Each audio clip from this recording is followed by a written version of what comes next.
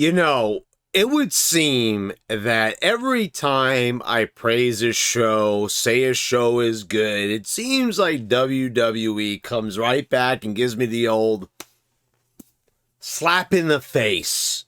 Because tonight's Smackdown was absolutely, positively horrific, cringe-filled. And you want to talk about cringe? You want to talk about cringy Lynch, who we'll get to in a moment? I mean, this show had it all. And usually that's using the positive connotation. But in this time, trust me, it has the most negative connotation surrounding it as possible. So where do I begin? Well, like we always do in the beginning, kind of a stupid question. But we've got Roman Reigns kicking things off. And see, this is the funny thing, because SmackDown actually started off real well. And for some reason, it got worse and worse as it went on, sort of. There's a little bit of inconsistency there, but, for the sake of, keeping things simplistic, we'll say that for the most part, there was a downward trend throughout the night. So things kicked off hot. Obviously Brock is not supposed to be there until, who knows, Royal Rumble maybe, something like that. So they got to find an out for him, explain why he hasn't been there, which is good, because they've done things where they haven't explained like where the hell he is. He'll just disappear for months on end. So at least they had a storyline plan to explain why he's going to be absent for a little bit. Okay, so Roman Reigns comes out, long ass entrance. I'm skipping this. I actually watched most of this live. But then I had to go take a shower, do a few things, and I kind of missed something. So I came back. I missed the first 15 minutes. I missed a few other little things, but I filled in the gaps and watched them, fast forwarded to them. So, I go through the entrance because I'm like, I can't sit through all this. Roman Reigns, gets in the ring. There's a bit of tension with Heyman. He makes him hand him the belt. He says, you just threw the belt in the ring. He's like, whose side are you on? And there was a bit of tension there. They don't really go too much into that. He says that, you're not very good at your job, which is kind of surprising. If he's not good at his job, why is he still at his side? I don't really get that. But as you would say, like, Roman Reigns would really, expect the best from his, from those he employs. The Usos are mysteriously absent. They won't be here anywhere on this show. But Roman wants Brock to come out, and he says he's not going to leave the ring until he comes out. Commercial break. Brock ends up coming out. Brock comes to the ring. He beats the shit out of Roman Reigns. Pat McAfee was great on commentary here. Let me tell you something. As good as and as much as I enjoyed Crown Jewel, there was one little piece that was missing from Crown Jewel. I don't think I mentioned it at any point during the review, and that was a mistake on my part. I think I did want to mention it during the review originally. Pat McAfee would have made that show so much better on commentary. Having to listen to Corey Graves and his, manicured eyebrows. I know eyebrows don't talk, but, damn them anyway. But, you got to listen to him and Byron Sex Addict. And, I already had a headache by the time the night was over, sadly, as good as some of the in-ring action was. But it would have been so much better with the charismatic Pat McAfee. He would have told stories. He would have made things that seemed inconsequential seem consequential. We could have had a little bit of pizzazz added to the Mansoor, Ali, boredom fest that we had there, and a few other little things. He would have made it tolerable, but, we didn't get him. I don't know why. I kind of suspected that because McAfee goes, he goes like off the script, he says his own things, and McMahon kind of lets him go at times, which is what makes him the best, who's working on commentary currently. I think they were kind of scared what the guy was going to say, and I think that's why they didn't invite him. But anyway, back to the show. Lesnar destroys Reigns. He starts throwing officials around, which I thought was hilarious. Segment was really good. He's getting all upset, and then we got Adam Pearce marching out there.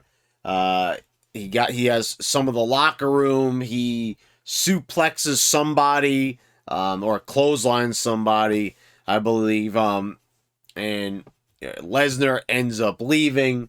We go to another commercial. A lot of commercials. Like, this was like a little bit stupid. Like 2 commercial breaks for what's supposed to be one big long run-on segment. I mean, after a while, the commercials just tiresome. I mean, place them better. This is what I don't get.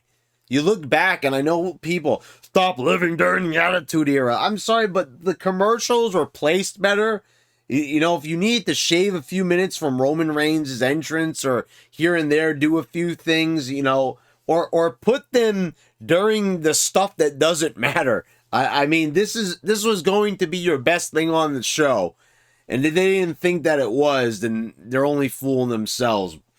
But come back from break. Adam Pearce, now he's got the power to suspend people. I mean, we just learned new things about these officials every single week. And McAfee asks, like, who does this guy think he is? Like, exactly. I mean, this has never been addressed. You've never seen this at any point in any part of WWE's history. I get it. He's not really an official of anything, but every single time we've had an authority figure, it was explained. We had McMahon anointing that chosen individual to that position. But now, it's just like this guy, delivers a letter to Bray Wyatt one day, and all of a sudden he's running the show. And they just slide Sonya Deville in there, and she just says, well, they appointed me to this position, and we're off to the races. And I don't get it. To me, it's probably the laziest way they've ever done this by far. So he's suspended now, is Lesnar. Lesnar comes to the ring. I like how Lesnar did this, the presentation. See, this is the thing. If they just let Lesnar go on his own, look how many years wasted on Brock Lesnar. My only complaint over the years about Brock Lesnar is that it was the same thing year after year, every appearance. My client, Brock Lesnar, every single time with that bullshit. Tiresome as all hell. But, luckily now we're getting a Brock Lesnar that we hadn't seen since 2004, believe it or not. A Brock Lesnar that can talk for himself. A Brock Lesnar that does things on his own. And I don't see, why. Because this is the funny thing. Is Lesnar, even though he didn't really do too much talking here, the guy is a better talker than three-quarters of the roster. I mean, we saw this guy during the Ruthless Aggression here when he broke off from Heyman. I mean, this guy is great. And I know, some of the smarks out there like to mock him for when he dropped to his knees and said, Goldberg. But people failed to realize that was kind of supposed to have a little bit of that pizzazz on purpose. It's called having charisma. And Brock does have it. Maybe not as much as others, but hell, I mean, we're talking about 2021. It's not like we're oozing with charisma all over the place like we used to back in the day.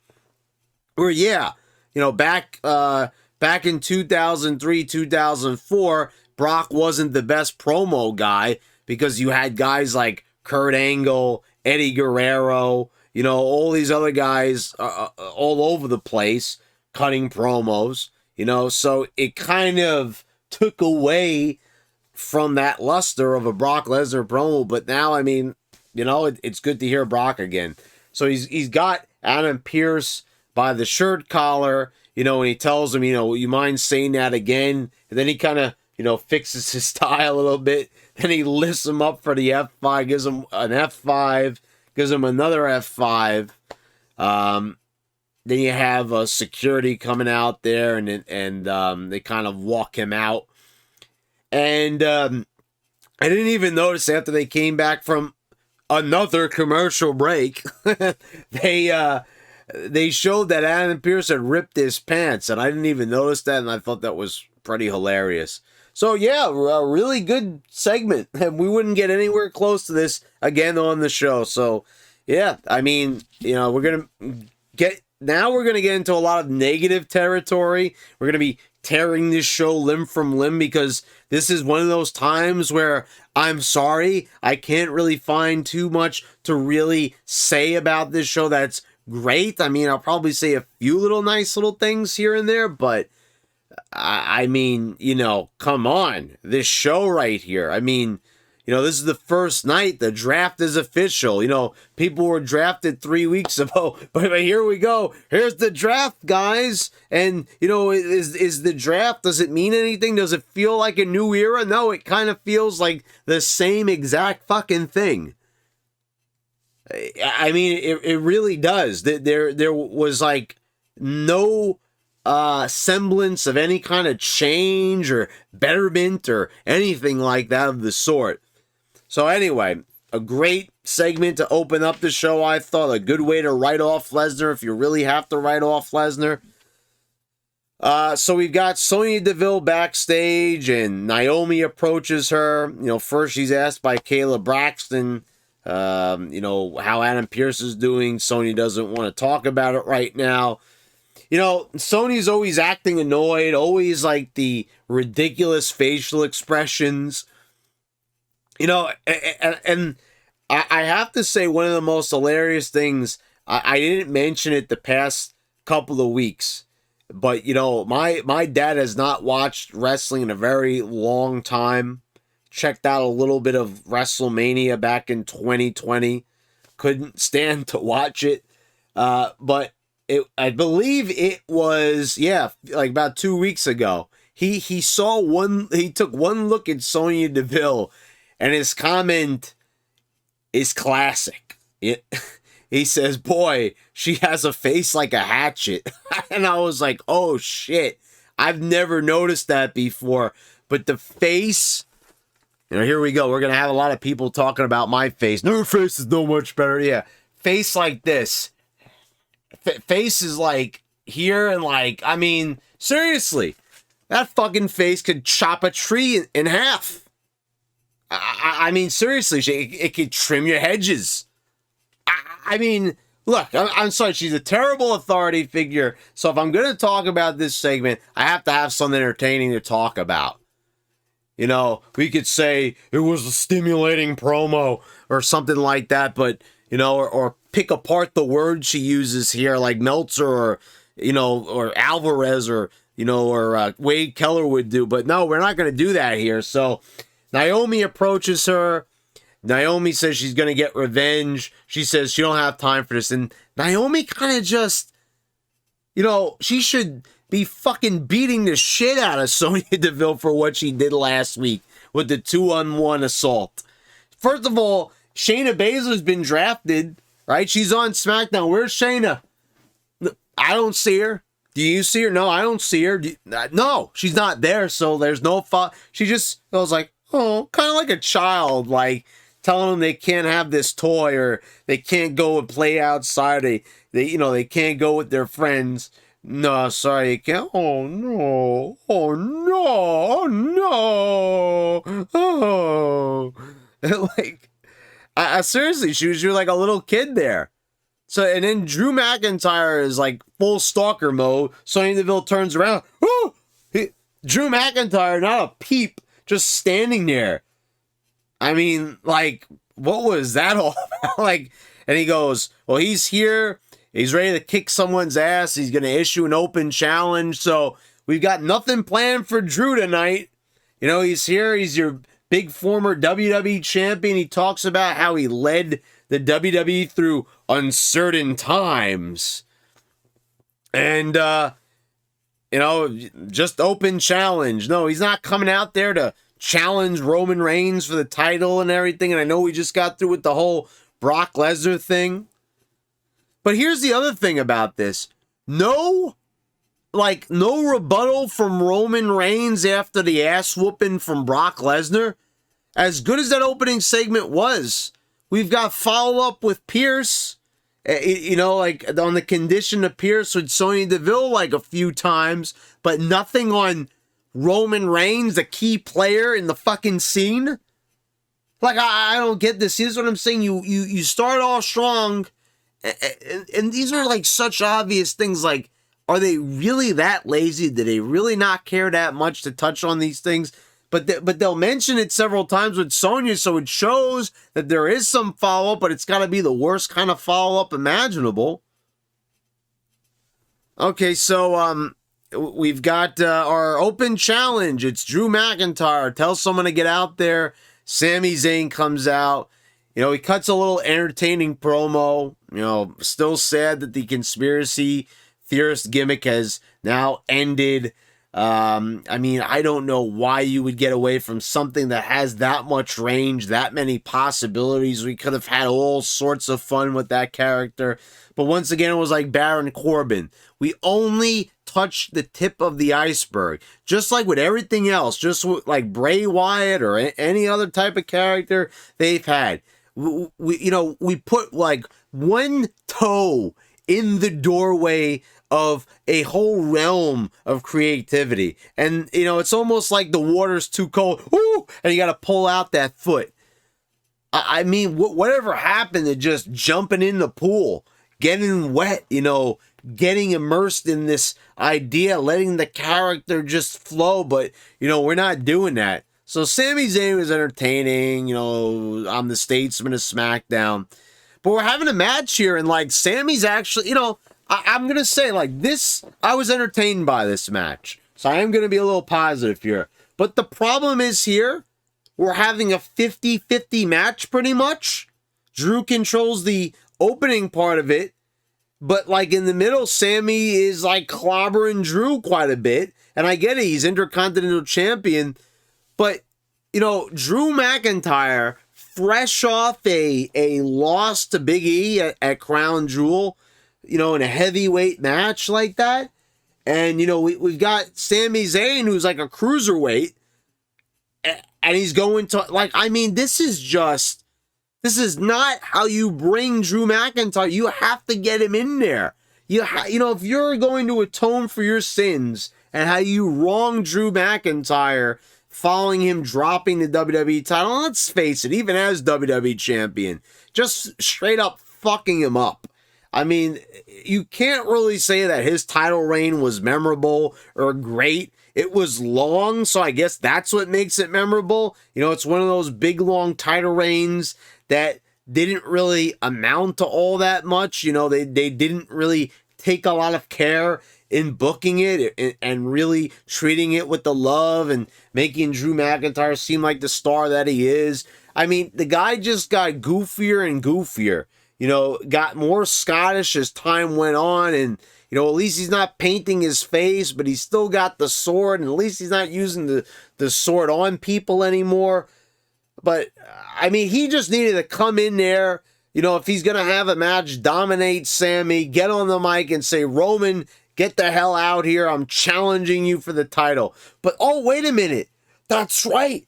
We got to put everything on hold, guys, because it's Survivor Series, and God forbid we don't do champion versus champion. Oh, I mean, seriously, can we take a moment here to say something here? Can we just do away with champion versus champion, brand versus brand already? I mean, this shit has to end. This is flat out ridiculous that we're going to have Roman Reigns versus Big E, and Big E was just on fucking SmackDown, so it doesn't really feel like SmackDown versus Raw. It just feels like a big waste of time. Because, seriously, like, is there any interest in the Big E Roman Reigns thing. I mean, does anyone really want to see that match all that much? I like to tell you the truth, I'm really not that much interested in that. I'd rather see Drew McIntyre and Roman Reigns there.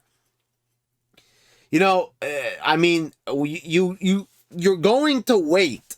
There's not even going to be a December pay-per-view. So, you know, I hope they're planning on making this guy the challenger. I mean, you know, or Jeff Hardy, who's, you know, Jeff Hardy, not on the show. Hey, you know where Jeff Hardy is? He was backstage when Sonya Deville was talking to Drew McIntyre with his back facing the camera. That's right, your former WWE champion, Jeff Hardy, your big legend there, Jeff Hardy, being treated with the utmost respect. They drafted over to SmackDown, didn't book him in a match, didn't book him in a segment, nothing.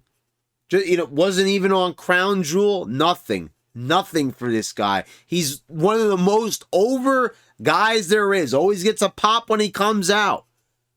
One of the few Attitude Era guys left. One of the few Ruthless Aggression guys that's still there. And you know, and you would think that, you know, you've got this guy. It's like Rey Mysterio. Rey Mysterio, not even on Crown Jewel. I mean, what the hell are they doing? They have great, you know, this is the thing. When people say, oh, well, they got a bad roster, they actually kind of don't. They have a lot of good people. It's just like, you've got people all at different levels. When you have so many people that should be more down here and people raised up more, you know, and the excuse I'm hearing, well, Jeff Hardy's putting over younger talent. I don't even see him putting over anybody. He's backstage doing nothing. And that's no excuse. I mean, come on. I mean, what is he supposed to job out to everybody and not be used? I mean, the guy is a bona fide fucking star.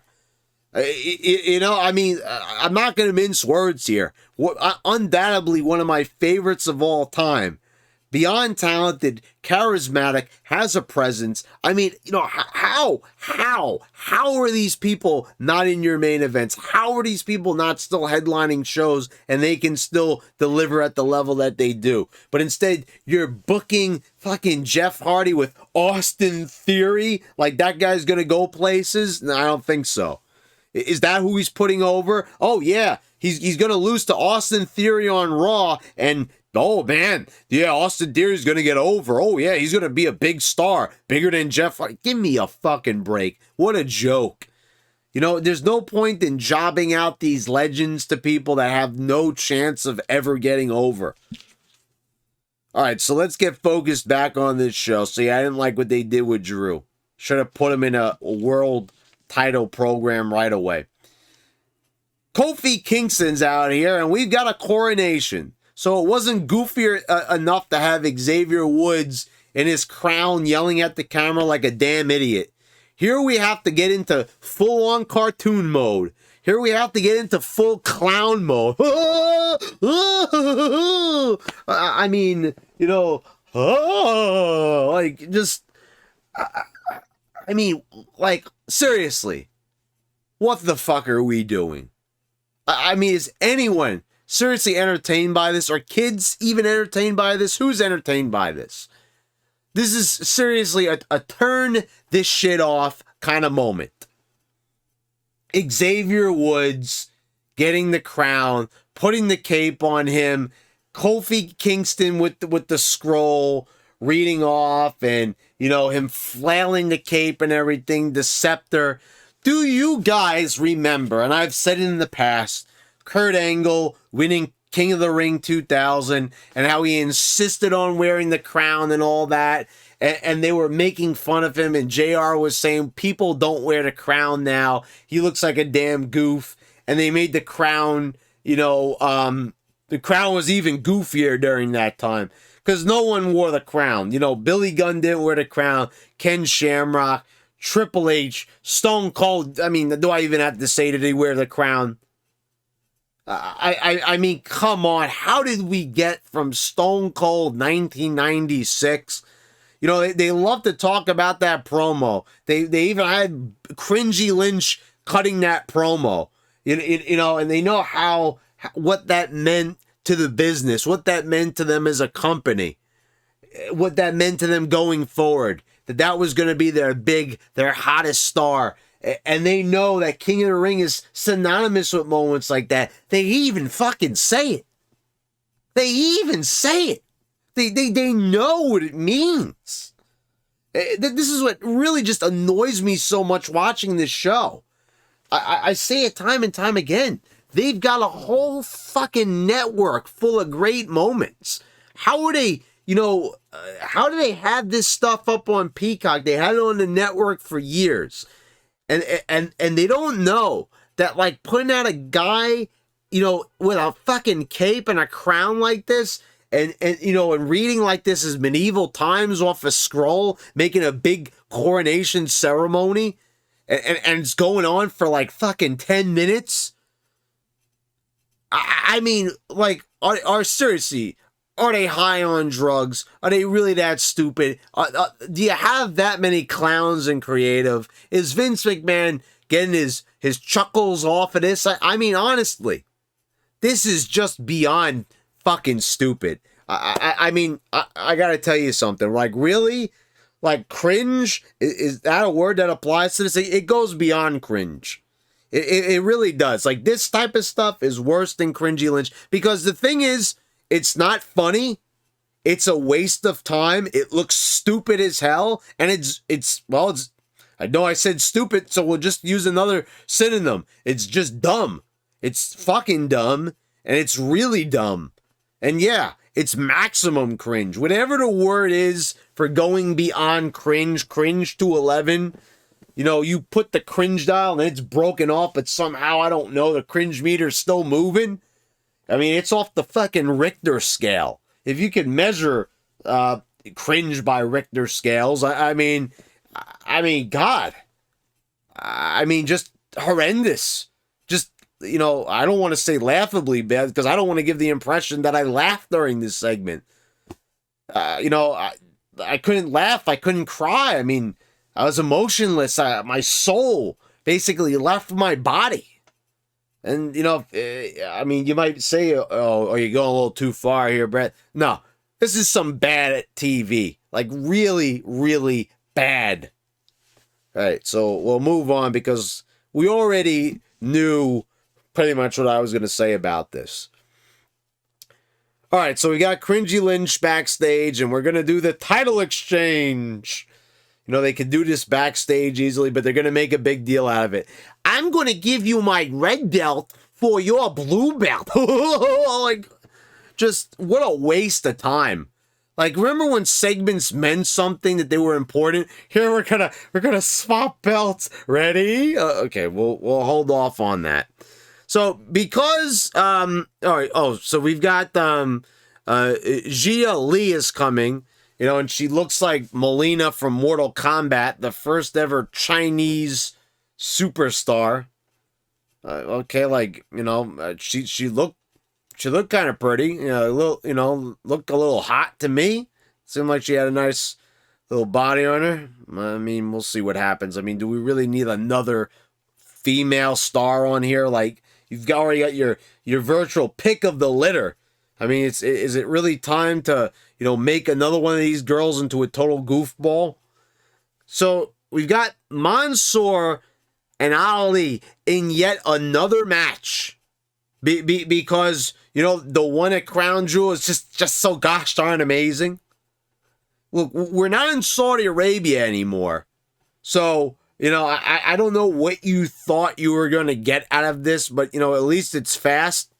Mansoor, traps Ali in a pin, pinning combination. Still got the stupid braids in his hair and the eyeshadow, and I mean, he just looks like really, he looks like just a really budget bin Kazarni. And like I talked about Kazarni during my Crown Jewel review, so if you want to hear about Kazarni and hear me go on a Kazarni rant, go check out Crown Jewel, or look up Kazarni here on YouTube, or well, you can't really search superstars on Peacock anymore because they fucked that up too. But go find them. Sure, you'll run across something from them. Ridge Holland is here, and okay, well, I should probably preface this with, get ready because we're going to roll out all the vignettes, I mean, all the promos now, you know, one after another. Because here's a bunch of guys that probably should be on this show, but you'll see them eventually. Yeah, don't worry about it. We're acknowledging them, though, which is nice. You know, Jeff Hardy's not one of them, but okay. So Ridge Holland's there, and I mean, this guy actually looks like a superstar. This guy actually looks like he is a wrestler. And he's another Irish guy. You know, and we'll be talking about another Irish guy in a minute. We've got Aaliyah, you know, a little cute little girl here, you know, but like, it's probably the most blandest promo I've ever seen, you know. I'm going to give the Smackdown roster a makeover.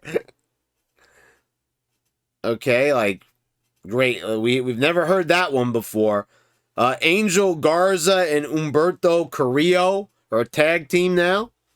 And they're smiling their asses off. They're like, when you look this good, winning is easy. Yeah, you'll be jobbing on a few weeks there, guys. Keep smiling. Sheamus is backstage and he says banger 1,000 times. He says, I'm Sheamus, and you know, he says, like, I don't have to introduce myself. He's like, I'm known for having banger after banger after banger after, and he says it like 6-7 times. Like, all right already, Sheamus. You know, I'm a fan of you, but man, like, first of all, you know, I don't know how we got to this point. I was happy he went back to his old look with the spiky hair and everything, but somewhere along the line, they got the idea to, like, dress him in the most stereotypical Irish look. The hat, the coat, which is, like, ugly looking, by the way, you know, dressing him in suspenders and stuff. But I guess because Mad Cat Moss is wearing that, they probably are not going to dress him in that anymore. Like, just drop the goofy outfits. What's with all these weird looks? Like, I mean, you're making these guys look like fucking goofballs. Stop dressing them all weird. Or stop letting them dress this way. I mean, I really doubt Sheamus seems like a cool guy. I don't think that he wants to dress that way. Probably someone said, well, you should probably try to be more Irish because, you know, you got Drew McIntyre who was looking like Mel Gibson at one point in Braveheart. I mean, you know, just, you know, sometimes it's, you know, this is the thing about WWE, you know, it's good to have characters, and I've talked about wanting characters, but for some reason when they do them now, they gotta be the most over the top to the point where it's just stupid. And there's no happy medium. You just can't meet somewhere in the middle. It's either like, well, you just got to be a crazy face-painting lunatic, you know, to the point where we got everybody painting their face, you know, putting things on their face like Liv Morgan. I mean, just like, what is this? Weird eyeshadow, you know, weird hats. Like, just, can anyone just be normal or find some type of clothing that looks like The Rock? He would wear unusual shirts that you'd barely see anyone see, but it worked because it was just right. Jericho would wear shirts that were flashy, but it was just right. Just find just right. Stop going over the top. Stop looking like a fucking, you know, crazy lunatic, you know, who like dug through the dumpster of a Goodwill and put on some random shit. I mean, that's what it looks like, especially with Sheamus. So, you know, that was really tiresome. We've seen like four fast promos in a row, and that felt really rushed. And they all sucked, by the way. I mean, really, they all were just terrible. They were all garbage. And we've been hearing about Hit Row all night. Hit Row comes out. And, you know, I feel something with Top Dollar. I'm going to tell you this. They all seem like they were charismatic. The guy on the left, I don't know, like, what that rap was supposed to be, but it did not flow or rhyme very well. But Top Dollar sounded good. I mean, this guy is big. This guy looks tough. And I mean, I do like the hip hop gimmick that they're going for. It comes across way more clear than Street Profits, where it's kind of more implied. Here it's kind of like, you know, they're showing them in the studio and everything, and I kind of like the look of that. They used to do that kind of stuff back in the day, shoot it with different kind of lighting. It looked really nice. I really wish they'd do that with more stuff. So this was actually pretty decent, them coming out there. I thought, though, that Fab B, I'm going to tell you something right now about her. Like, she's way too similar to Bianca Belair. The same kind of speech patterns, you know, they're kind of going for the same type of, like, street lingo and everything. And I get, like, Fab B is supposed to be more of the ghetto fabulous kind, a little bit further than Belair is. But it's way too similar, and both have, like, braids and everything. I don't know, but it's, like, it's too similar. I just see, like, Top Dollar just fucking breaking away from this group. And I know it's too soon to say anything, but as we all know, the groups always get dispersed fairly quickly nowadays in WWE. Nothing ever lasts. So, yeah, I mean, I'd be happy with that. We went back to something I had not seen in quite some time, and that's Ham and Eggers. So we have two goofs, and remember when you used to get Ham and Eggers, and they would actually get guys that were, like, actually, like, in shape? Remember that? Remember when you'd actually get Ham and Eggers that were, like, actually, like, pretty built? You know, because they were just guys that they would get from, like, OVW or somewhere else. You know, like, sometimes they'd be skinny guys. But, I mean, these two jokers, like, man, you want to talk about Ham and Eggers. Like, these guys were, like, discount cuts of ham and, like, rotten eggs. I mean, just flabby and just really, like, gross-looking kind of guys. That, you know, I really liked how they had Top Dollar, like, get both guys on him, just showing that this guy's like a mountain of a man. So, you know, it's a squash match. Can I really praise it that much? You know, is that really getting them over? I mean, introducing them in a segment, you know, where they're, like, actually interacting with other talent would probably be better, but, you know, whatever. We're talking about a really shitty show, so I'm finding a positive there. Sonya Deville is backstage, and she's asked about Adam Pearce. And she says, you know, he'll eventually end up being better. Okay, that's great. Well, what's Roman have to say? No, nothing still. Okay, and now up next we've got Baron Corbin coming out. Happy Corbin for his match against Nakamura.